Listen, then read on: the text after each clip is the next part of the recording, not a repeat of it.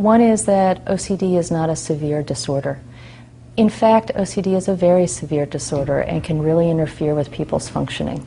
And it's often not as prominent in people's minds, like schizophrenia or bipolar illness, because it's a much more hidden illness.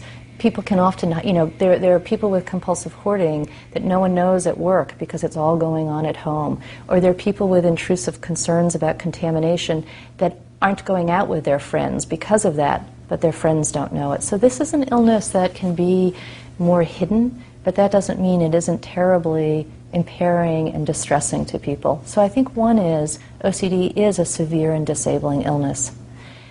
The other thing is that people often get confused about, and there's a lot of jokes about, oh, you're being obsessive, oh, you're being compulsive.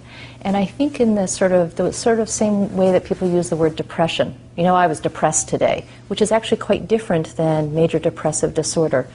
Likewise, people joke with me all the time, oh, obsessive, compulsive. That also isn't OCD. There's this thing called obsessive compulsive personality disorder. This is the person who likes things very neat, who likes things very orderly, who likes things very perfect. But they're not having intrusive obsessions, and they're not having compulsive behaviors in the same way. It's sort of a personality style, and that's really what I think people are joking about. Obsessive compulsive disorder is this very discrete, specific set of symptoms. And I think if anyone worked with patients like I work with patients, people wouldn't joke about it anymore. It's sort of like if we were around someone who was dying of cancer.